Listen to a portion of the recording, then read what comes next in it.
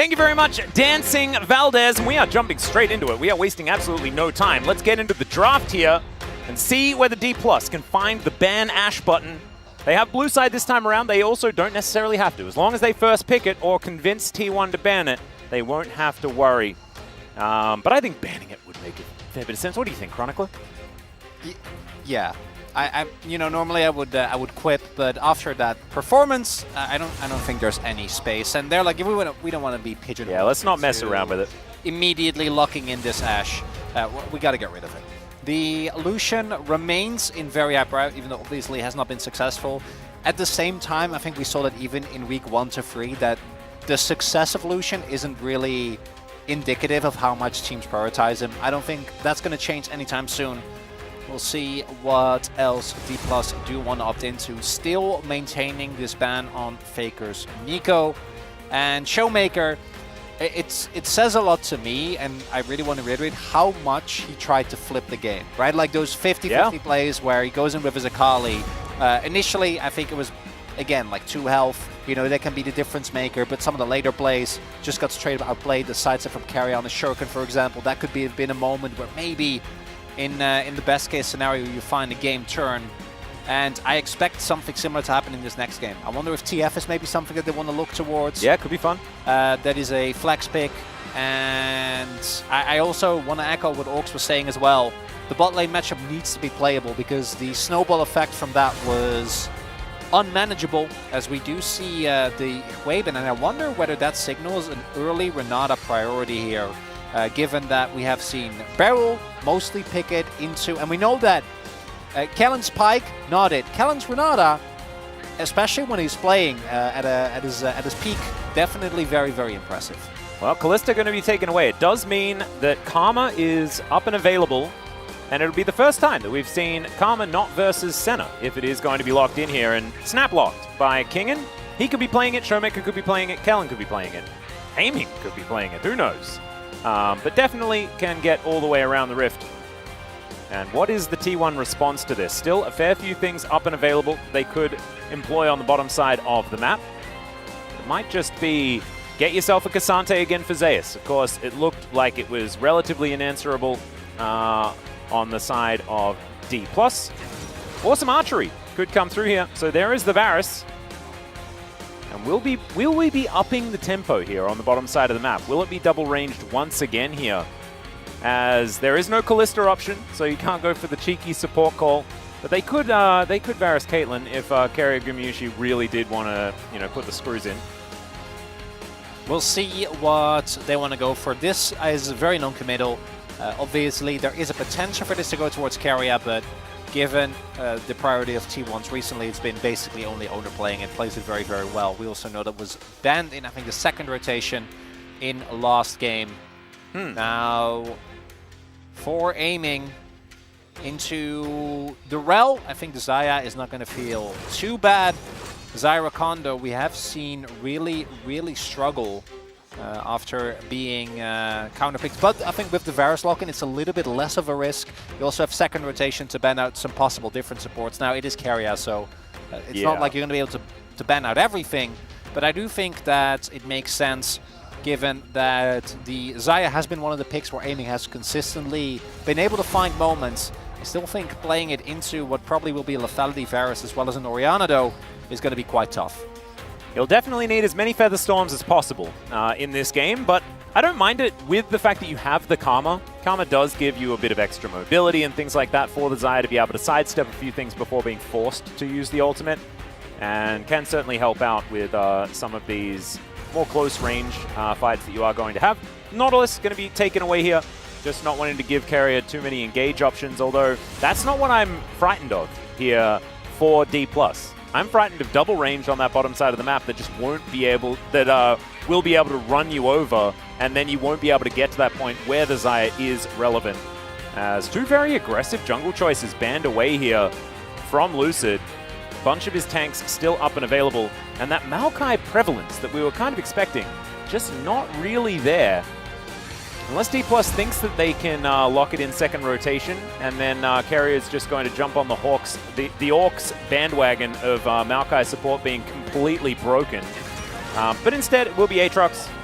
And when you look over at Xayah Rakan that don't necessarily have a lot of range, you can sort of see why the Aatrox would have a fair bit of value. We'll see if DK is able to navigate. Also, we're going to figure out where exactly this Karma is going. We saw yesterday that in theory, Karma and Aatrox should be quite good. In practice, that isn't really how it ended up working out. Oh, Vi. And Zeus is, even though Dudu is really returning to form, which I think we all love to see, he did have a little bit of a, my team is losing a lot, so naturally a player's play will suffer. But he has been able to kind of bounce back from that. But you are playing into the best Aatrox in the league. Ooh, this is danger. This is dangerous from King and would probably require a lot more attention from his jungler. The Cassante, not a matchup you're going to be excited about because we do expect Zeus to really pummel, has played this a ton. And this is one of Keria's specials. Yeah, that really is a no Lucid. You don't get to play the game. This though, kind of the same thing. The value of the Vi really is going to be pretty substantially mitigated. Same for the Rakan. If you have the ability to just eat your carries, and I gotta say, the Team 1 composition, you have great hard engage, you have what I assume will be a lethal tempo, Varus, Gumayusi, both gets it front line, and there's a lot of innate safety with the shielding from Orianna, as well as obviously the Kanch. That one is the no-brainer. And then you have a top-side matchup that I expect you'll be winning as well. So a lot has to come from Showmaker here, trying to find the early prio and maybe utilize that. Maybe that can be used to get either him or Lucid ahead. Because the front and back of T1 with its composition, I think, is going to be really tough to deal with. Indeed. I am a little bit worried for D+, with the fact that you mentioned that it's Showmaker that has to get himself ahead, but mitigating matchups has been something that Faker has really grown to be the best at. In the world, he can just make sure that you're stuck in lane, and even if he's not necessarily winning, he makes you stick around. He means that you're not able to get around and help the rest of your map, and Faker's teammates have been pretty good. As we saw in the last game, especially on that bottom side. Maybe it's this game that we'll see a bit more of Zeus, who is now on the Aatrox. Something that Kingen used to great effect. We'll see whether he does use his skin as well. That would be a definite would love that. way to Cool play throwback. that mental game. I really like that. Let's jump onto the Rift here for game number 2.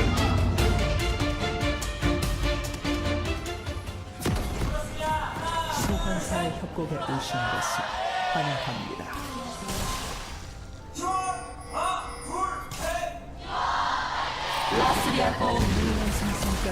Alright. Already, we see an altered Q coming out from Showmaker here. Let's find a little bit of damage. As you can see, Gumayusi, a little pixel brush, spots out a few members of D+ making their way down, but he will be alright.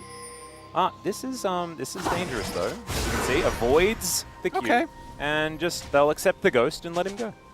And I think Guma should be pretty happy. Obviously, they weren't aware that he was there. I think so. Actually able to make out his way. Only has to use his ghost, which isn't going to be the end of the world. Is lethal tempo, as expected.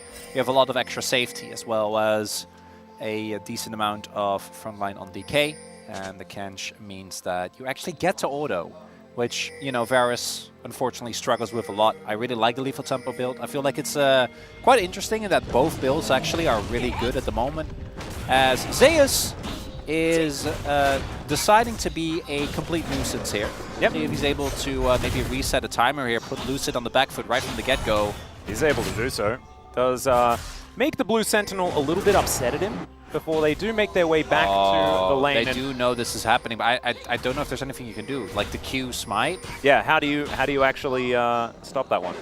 And the thing here is that Lucid specifically went W start, which is the best way to start off on Vi, as in the most damage and the best clear. But if you don't have Q, like, you can't really punish the Aatrox ever there. Yeah. Oh. Yeah, Oner's looking to I was wrap about to say, around. like, That's I imagine you just clear, yeah.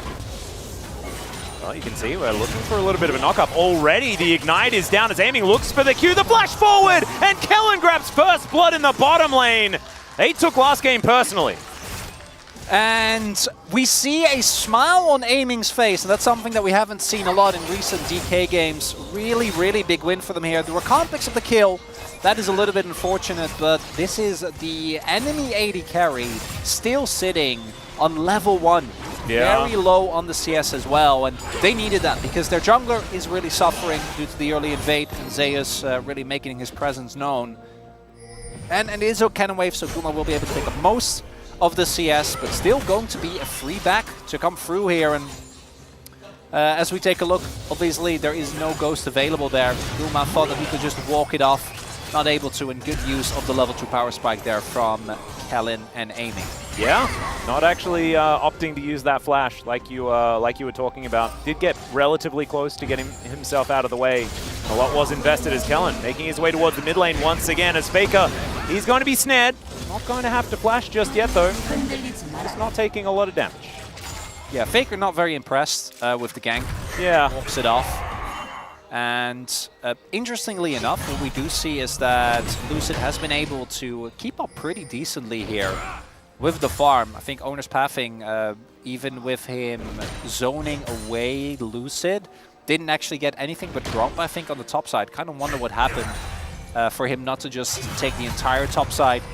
Might be able to see maybe later on his space can shine some light on that. But does mean that right now DK sitting at a nice early lead. We are seeing some struggles though for King already early on in this matchup, and Oner looking for a potential play. No summons on Kellen here. Full information over to T1, seeing Lucid move himself down towards this bottom side.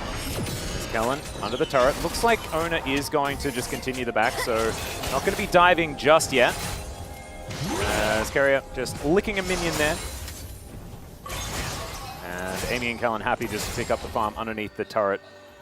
They don't have the advantage in farm. As you can see, Gumayusi did a fantastic job getting himself back into a lead in that regard. Also has his Ghost back available as well, so a much more even lane state right here. And it was a cull that Aiming picked up as well, so you're not going to get a whole lot of extra power, as there is the grand entrance onto Keria, and Keria looks like he is not even slightly miffed about the whole situation.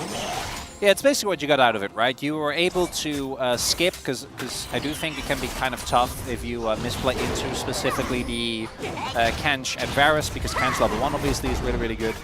So those early levels you get through for free, and then Aiming gets a free back, courtesy of Guma dying, and the call is going to naturally put him ahead. But not really anything game-breaking, and we are seeing Zeus showcase again his proficiency on this Aatrox as Oner.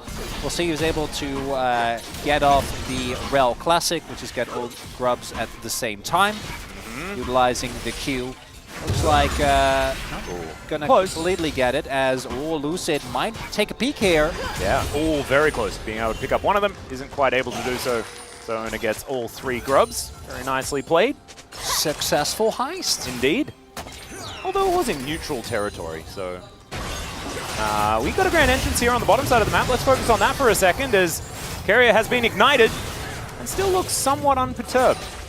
But he might need to be a little bit, because that health bar is quite low.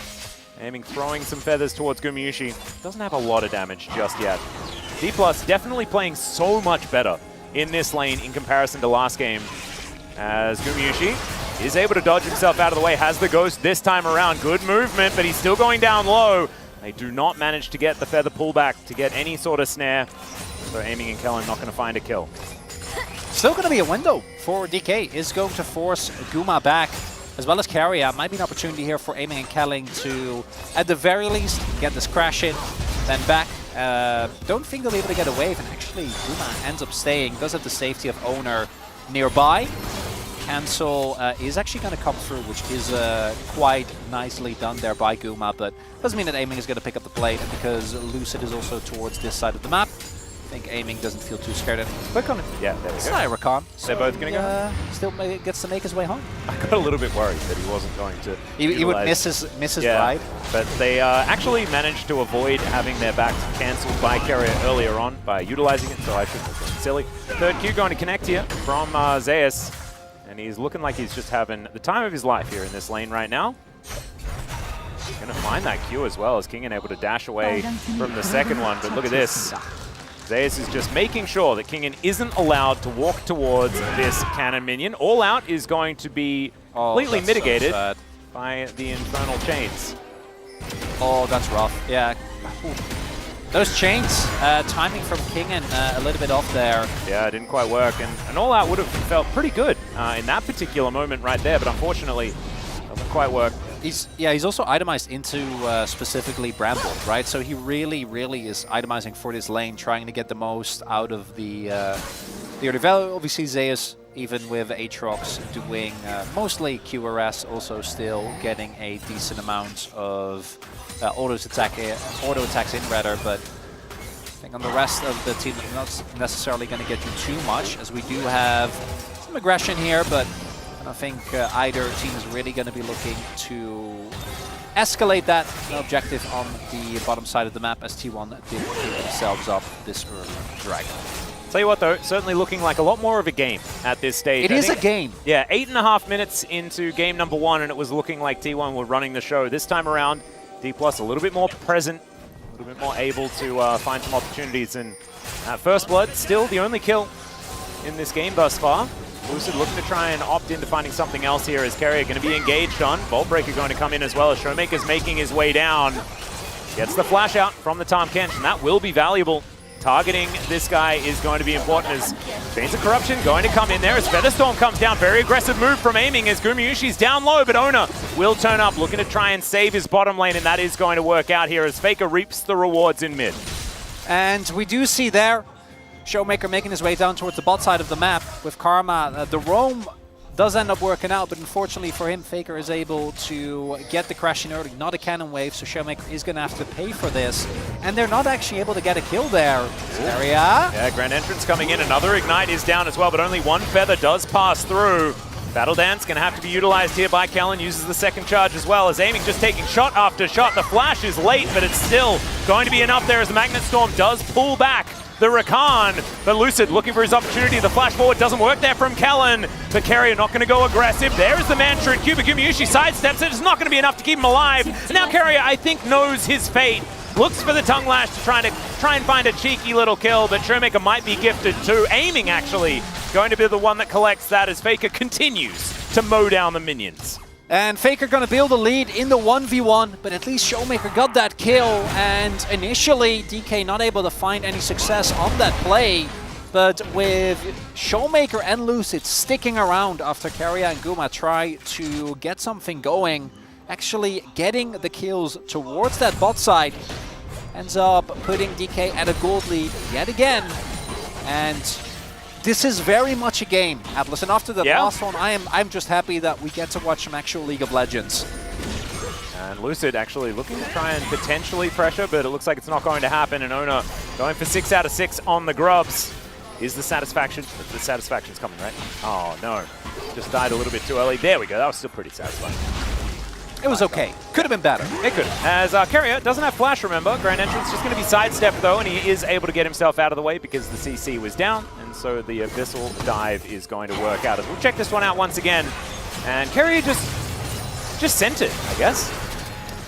Yeah, this is one of those, I'm not sure if he was looking for the cancel, and the big thing here is that Oner is first to the play, so initially it looks like everything is working out. They still have the ultimate as well.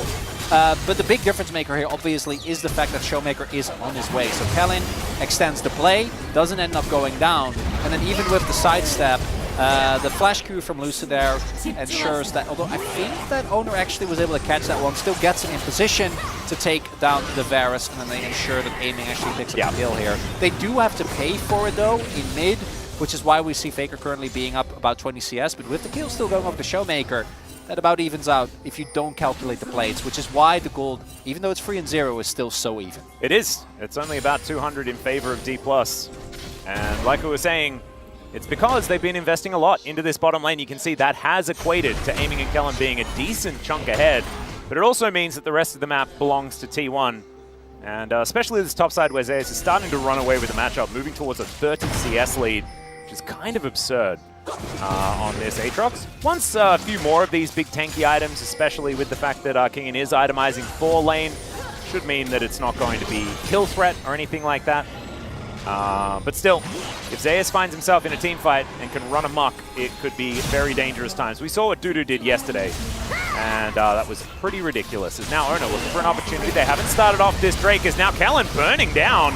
He's able to get himself out, and now Keria looking for his opportunity. Tongue not going to find too much, though. And I was about to say, this is a big test for DK because I feel like they haven't really been able to find any team fight, not just in this game or last game, but in recent games, right? They just haven't been able to really string together any super convincing looking team fight. And right there, Kellen goes in very overeager, gets punished, and that'll be the second Drake going over to T1. Unless its teleport is going to come in. There is the teleport, but this Drake is just going to go. Can they find a team fight on the back end, though, is the question. Mantra Q does a fair bit of work here as Showmaker looking to make his way over. Magnus Storm is the engage on top of him. The Shockwave is fantastic, but not enough damage. And the rail's going to go down all out onto Keria as Kingen looks to catch up to him, but it does not work. Dissonance movement speed's going to be there, and Zeus, he's parked in the top lane. He's going to grab first turret blood. Oh, I'm going to call not worth on that one. Yes, they get the one kill onto Oner, but on the top side, your turret's going to fall. Like,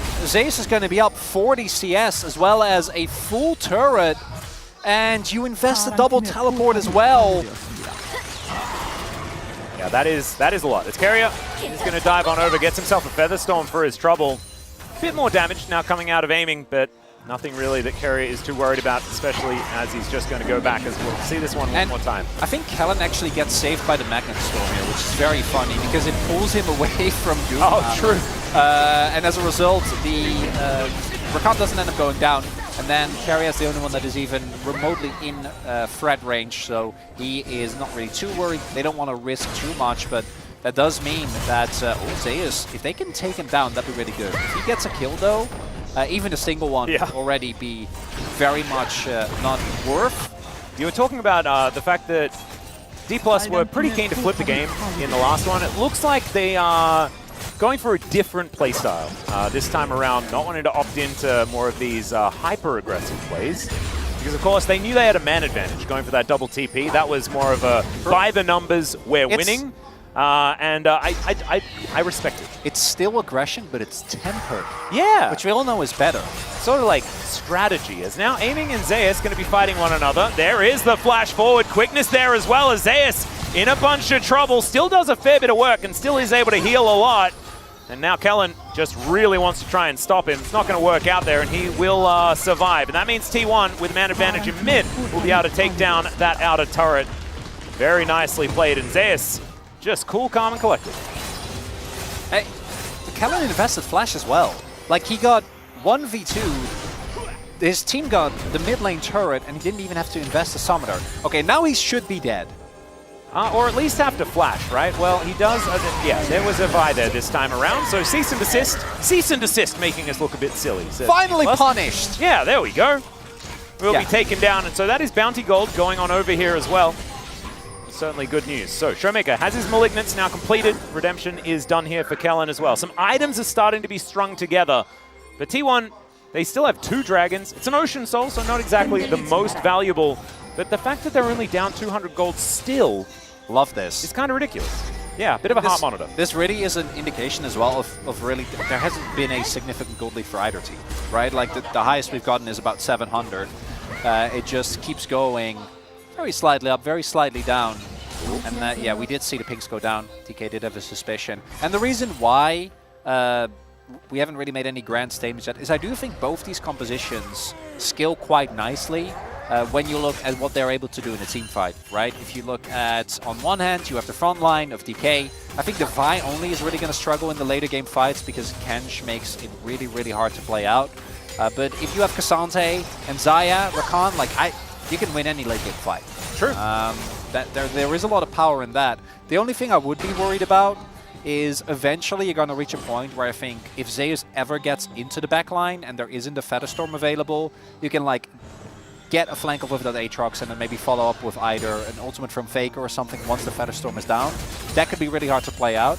Also want to see how DK uses the prio that Karma should provide you consistently to reliably get themselves the objective first, because I think that's where they've really struggled the most.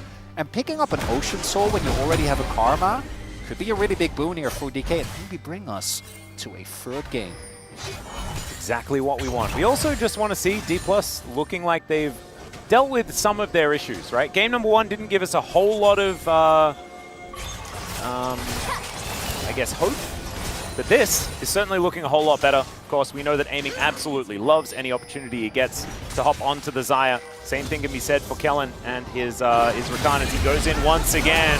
They're looking for Oner, who will get charmed by the quickness, and he looks to be going down. There we go, Lucid locks down that kill. Now Keria going to be slowed up and is going to have to flash to get himself out of the way. Faker once again hitting turrets. Every time there's a fight, I feel like they're taking something on the map. He's chovying. He is. He actually is. As we do see, Zeus gets his ultimate forward. One of the miscommunication was there, because Keria did have Devour.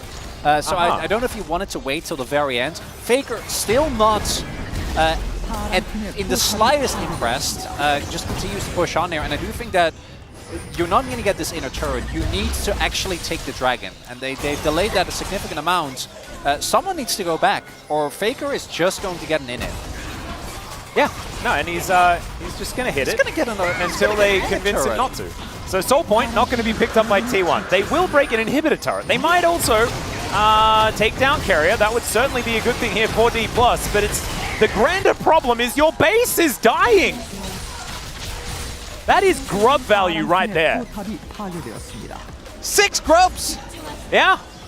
Yeah, Faker is, I don't know how much gold he's sitting on right now, but he is running, giggling to the bank as soon as his back completes. He's a minute ahead of the clock as well, as he is just going to distance himself away from Lucid. So it's going to, like, I mean, this money is still sitting in the pocket. It's just going to take him a little bit longer to spend it. Now he should have an opportunity. As a result, there's no gold lead again for T1. Yeah. And we'll take another look here. Oner is level 11 in his rel, so generally you feel very tanky. But with the amount of CC that's available, there you go. Oh, the charm. Charm from Kellen. Yeah, so actually nice really nicely done there by him. Keria doesn't get to devour his buddy. And then this is just straight up a mistake from Keria. Like they're on a ward. Yeah. This is not him getting surprised. Does end up going down. And you know, if you're really leaning, you might be like, no, that was the call. Keria sacrifices himself, so we get the. I think he could have just stayed a little bit further back and achieved the same as Charge coming in here. Yep. Response from DK. Herald just going to wrap it around, and Oner, very nice driving there. Beautiful stuff. King will be able to deal with it, so the Herald is not going to take down the turret completely. Faker probably happy with that, wants to try and kill every single turret on the map by himself. Will be aided a little bit, but at least he'll be able to get up to the turret and take all of the local gold. Yeah, he's like a very, very, very long way ahead. And it's very funny because Zeus also has been ganked, has basically not received any attention from his team at any point whatsoever, and is sitting on basically the same gold leads. Yeah, not even by taking turrets, just by doing a really good job here with the CS, currently sitting on the most in the game. Yeah, Aiming does have the largest amount of gold, but it's the fact that it's spread over 3 members of T1, the most important one is to have money. It is the dangerous part. And you mentioned it already, the fact that D+ have been struggling with team fights. We just haven't really seen one so far this game that is sort of on even footing, right? And we are now going to see D+ tend to some of these side lanes, grab themselves this outer turret that should be able to get themselves into a gold lead once again. As Lucid backing away. Baron has just spawned about a minute ago. Something that they might be able to consider. Of course, lethality Varus, sorry, the on-hit Varus does do a lot of damage to Baron, especially after a couple of items have been completed. Rageblade should be on the way. A lot of consistent work can be done there. And Orianna, of course, herself does offer a fair bit at the same time. So something that T1 could consider, and of course it's T1, so they're probably considering it. Even Rel, right, is able to chew for it pretty quickly. Showmaker the amount of secure you have as well. Yeah, Showmaker also going for AP build, which he's a mid laner, so we expected it, but we're happy nonetheless. Went for the Horizon focus build that we saw Chovy go for as well. Yep. And actually, as you can see, it turns out Karma can do some quite respectable damage when built appropriately. Yep. And now the question becomes, how do DK actually play around these objectives? Because we do see, I think, that with both their solo laners being so far behind, actually getting Cryo reliably is really hard. There's also Guma, who I think has an easier time than the Xayah being much shorter range, of reliably getting his side lane shoved in. So they do need to be careful, but I think their poke with this Karma should be enough to do good on neutral setups if they actually make a call, right? You need to force T1 to do something, because otherwise, as we have seen, T1 are not going to break. They're not going to fall for the bluff. They're just like, no, we're going to keep pushing. Like, we don't care. You're not committing to this. You have to engage and try to kill us, otherwise we will take all of your side lane stuff. No matter what that is. There is, in fact, a naked inhibitor in the top lane. And that is because an Orianna just wandered down the lane the entire way and killing everything that was in front of her. Mate is still standing as well. So it actually is a lot of safety here for T1. And Oner, he's taking a few Qs here from Showmaker, but doesn't seem to be too worried about it. He's very tanky right now on this rel, as Kellen really wants to find that engage option. They have to respect the orb, though. Faker is making sure that he's keeping them honest. Good control of vision around this area, as once again, Showmaker just finding some Qs onto Oner over and over again.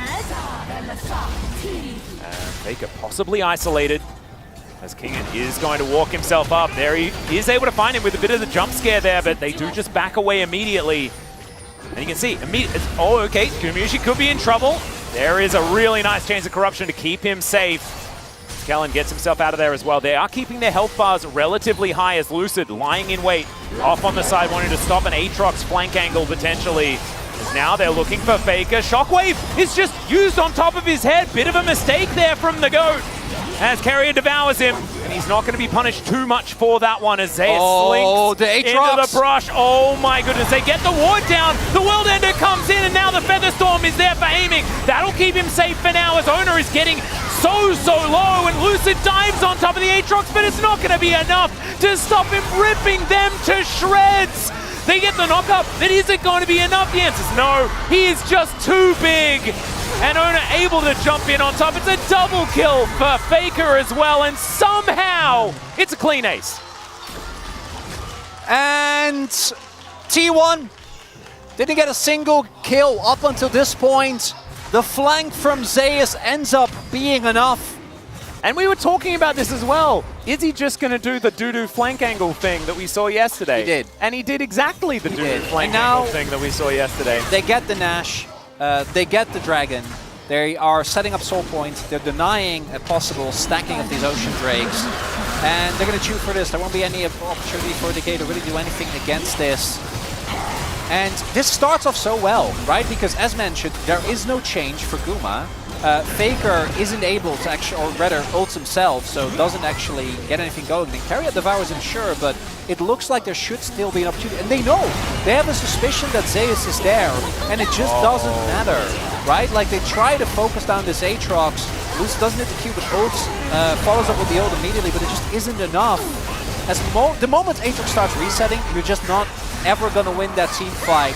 The backline of T1 is completely safe amidst all this. Aiming also doesn't actually get the perfect cooldown, right? Like, you're looking ideally to really shred for the entire enemy team. But wasn't really an angle there, and you can see, like, what do you do? Yep, no translation needed for that one. That was not exactly what D+ were aiming for. That was unintended pun. And T1, they will just push. And remember, they can, if they take this inhibitor turret, they can move up towards the top lane and grab another one there. Possibly a flank angle coming in here from Kellen, as there's the quickness. The Devour comes out immediately. Faker in relative safety. There's the Shockwave as well. They're trying to keep themselves alive, and it's a good redemption, as Oner will be punished. So D+, they invest a whole lot of their health bars, but they are able to get at least one off the back of it. And crucial there was no Aatrox. That was the problem in the last fight. There was no Aatrox this time, as Zeus was pushing in a side lane. It is going to be a small win here with Oner going down, but the unfortunate reality is the rest of the carries for T1 still very much available. And they're still able to get the inner, so the gold lead still going to Balloon. But at the very least, the inhibitors stay up for now. And that is something that DK can cling on to. They're not looking too hot at bringing us to that third game as Lucid. Yeah, look for the angle here. Doesn't have Cease and Desist available. Will be able to find the Vault Breaker into Faker. Goes golden once again. Knock up, not going to work out there for Kellen, as Keria just walks at him menacingly. And, okay, Kingen, can you make this one happen? They managed to take down the Tahm Kench. Zeus Once again, he gets himself into the fight, aiming, taking all of the damage in the universe. But the Kasante's doing some Kasante things. Faker able to take him down in the end. But look at this. The world does seem to be ending here as Showmaker tries to put him on a leash. It's not quite working. At least he's able to slow him down. The Inner Flame comes out once again, and Zeus does need to be careful, so he will back away. And that's as good as you're gonna get. DK actually ends the Baron push there by finding 3 kills, I think it was in the end, or 2 kills maybe, but at the very least, 3 if you include the initial pick on Oner. Yeah, exactly. Right, they didn't get Faker, as we do see here. The flank from Lucid actually working out, miraculously surviving there thanks to the redemption, as well as the shield from Karma to come through. And right here, you see them trying to get Faker. Lucid, I think, suspected that Faker might try to juke, but doesn't want to risk it. Uses his flash to guarantee the damage to come through. And then here, they actually get a pretty good front to back, right? Because of the positioning of this fight, it really is only Zeus doing damage to the front line. Gumayusi unfortunately gets Kasante, and then Zeus does get kited out. Makes it look very, very close. Showmaker, if he doesn't dodge the chains from this 3 levels up Aatrox, he's 100% dead. But DK, at the very least, live to fight another day. Yep. Also, the tether keeping Showmaker alive. There are a few things that worked out in order to stop that Aatrox from really rolling over once again. So the gold gap, 6,000. As we can see here, the heart monitor that we saw earlier on is going to pale in comparison to that Baron play, the ace, and what T1 managed to pick up in that moment. Not over just yet. But this is now a much more uphill battle than what the even game state was earlier on. Still, I mean, Karma is pretty powerful on this patch. Might have some opportunities to get something done. Yeah, the only downside is that Showmaker, by making these plays for his team, has actually been behind his Faker. Okay, they're going for the angle here. His quickness into the backline. Kellen just taking so many arrows, and Gumayusi's going to lock that one down. Oner getting himself in there as Keria gets a knock-up onto aiming. Good feather pull, but Keria is just keeping him out of the fight. Lucid now trying to be a frontline for him as they dive on in. Keria gets a double knock-up, and the flashes are now raining in, but they've lost the Xayah, and that means they've lost the fight. Keria looks like a solo laner, and he also thinks like one as well as he looks for the 1v1 against the low-health Kingin. Kingin is the Kasante, right? So he's feeling okay about it. Zeus gonna have to come on over and finish the job, but it is going to work out. Ocean Soul gonna be gifted to T1, and that may have just been the metaphorical straw that broke the camel's back. Just isn't enough damage available here. As we take a look, they try and go in really hard on Faker, but crucially, they don't hunt it to Zerium. So he gets the Zhonya's, and then the re-engage from T1 is really tough to deal with. Oner CCs everyone, Faker gets devoured, and while all of that is happening, Helen ends up going down to the damage that is available from the T1 backline. And then from this point on, they're just trying to get out as much as they can. They are able to clear the wave, so they're not going to lose their Nexus just yet. But still not looking too good here for DK. They're clinging on to this game, but T1 pick up the Ocean Soul off the back of that as well. Feels like they've lost all but the Nexus at this point. Yeah. Do at least have some inhibitors up and available, so the map isn't suffocating them completely. But it does feel like T1 have hit their stride in this game. 7,000 gold the lead. Ocean Soul now in their back pocket as well. So D+, can you find the miracle fight? Can you try to get yourself the next Baron? It is up and available. And if they are able to win a flip or something like that, there could be an opportunity here, but it is looking so difficult. Look at Faker, 10 stacks on his Dark Seal. He just bought himself a really cool hat. He's got a cane, got a timepiece. Timepiece back off cooldown now as well. I wonder when the Rabbiden's Death Gap is going to come off cooldown. I've always wondered what the active is for the Death Cap that just tends to come up sometimes on the spectator client. Maybe you get a cool mustache to go with the hat. Oh, that would be really Or like a wizard's beard. I mean, there are some champions like Vi, perfect example. You can toggle the shades on and off. Maybe maybe you actually can just put on the hat. Maybe that's what the cooldown is. Put on the hat and grow the beard immediately. Yeah, that would just be brilliant. Faker going to give away their position here, but I just don't know whether D+ can actually get themselves over to this Baron. T1 are going to back away though. Just opting in for a 5v5. It's been working out really well so far. You may as well continue down that track. They need some of this Karma poke to land, but I don't know if at this point it is enough. Showmaker, as mentioned, helped out his team a lot, but didn't really get to stay on parity with the items, with the CS, had to sacrifice so much. Yeah, not to mention the fact that there's Ocean Soul now, which means that landing that poke is going to be mitigated all that more quickly. They do have Oblivion Orb on the Karma, I guess there's that, but I don't think it's going to be enough, especially when T1 can just slink off into the Fog of War that they've created so much of in this game. You can see the vision toggle here. There is vision, so like, you are not doing Nash. We don't know where you are, but most likely in the brush. And hey, aiming now, getting to his 4th item. Maybe if Showmaker can finish another, that would be something as, yeah, there's the Baron. Over the wall. That's gone. Yep. T1 are going to be able to lock that one down. I don't think realistically DK had very many opportunities to get over there, but no. This should be almost backbreaking for D+, being able to defend these Baroned up waves. It's going to be very, very difficult. Going to have to try and find themselves a team fight to be able to get anything done here. Aiming going to be able to help secure this. Everyone getting a blue buff. Now, the map is going to shrink, is what's going to happen. T1 going to get themselves together, push all of the lanes. You can see Gumayusi, he's taking the bottom side, and Zeus already getting to work on that top lane. Faker will find himself a reset, 4-0-4, and he's not too bothered. You know, care's not found, I guess, because he's going to build a Magi's. He's already got 10 pages in that book. Might as well. I think he might be continuing the memoir, let's just say that. I think you're going to need a whole lot more than 10 pages for that one. Well, maybe he's at least 25, succinct. I think. At least 25 is what it's going up to. And maybe the publisher is just going to say, that'll be enough for the first installment. We're going to sell this series. That's what gets you the advance. Yeah. Gotcha. So it's the first 25, and then, you know, 25 after that, 25 after that. And it's a subscription model, I'm pretty sure. Everything's a subscription model nowadays, these days, subscription model.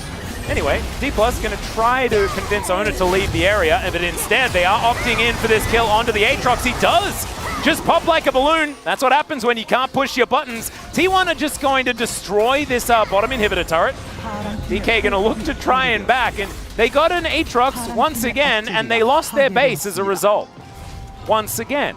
Yeah, I'm not sure if we are looking for like a really deep flank opportunity, because they are a member up. They're setting up a lot of vision. I think they're hoping to maybe try and get something going here, but at the same time, like without aiming there isn't really an opportunity here. We'll see. They are spotted on vision. They do have a pretty decent idea. This could be the Hail Mary that gets DK back in the game. Yeah, and they see the fact that aiming is walking on in. Kellen gives away his position relatively early, though. That should be it. I think they needed to pull the trigger there. Zeus is going to be up in 15 seconds. That could have been the Elder. Yeah, 13 seconds now is teleport available. So not going to be an opportunity for D+ to flip anything, right? If the teleport was down, maybe you'd think you'd have a bit of extra time. Hey, they're on the map. And True. Lucid has been around an Elder flip or two. He has. He certainly has. For quite a few years as well, we might add. Faker taking some damage here from Showmaker, who does have his hat now completed. See whether Lucid can do what is, against Rel, sometimes considered the impossible. They got to find a miracle here, Atlas. They got to pull the trigger, because this Elder is going down extraordinarily low. And there is Zeus looking for that angle to make his way into this fight. D+, you're going to have to try and pull the trigger. They're not going to be able to take it. And there's the flash forward from Gumayusi. Does not find the Chains of Corruption. The Keria finds the Tongue Lash onto Showmaker. They're trying their very best to get themselves out of the way. As Oner a little bit early on the Magnet Storm, as now the Cease and Desist is going to come through onto Gumayusi. But Lucid is just going to burn down. The Wrath of the Dragon will land on his head. And T1, they're not going to be stopped now. Exodia has been completed, and the Nexus is in their sights. And T1 going to push 4-2-0 here, putting them in first place. Yeah, there is the grand entrance. They're going to be able to find a little bit of flipperoonie onto Faker here, who does manage to Zhonya's. There's the Devour, though. And aiming, trying to just keep Zeus at arm's length. He might be able to do so as he dashes away, and not going to quite work out there. T1 still have some Nexus turrets to deal with. Maybe the Eulogy started a little early there, Atlas. Hold up. Well, this inhibitor's going to go down, so it's 3 inhibs. So maybe the Eulogy just needs to be extended a little bit longer. Keep coming in. Yeah, teleport is going to bring Faker back in once again. Featherstorm going to come down as Keria just standing on top of him. There goes Kellen. And Gumayusi, he's still alive. He's still got full health as aiming is just going to get CC'd and destroyed. There's the double. Showmaker's up. But he's going to miss the Q, and the Wrath of the Dragon comes out of Faker. They will be able to take down the Nexus. T1 2-0.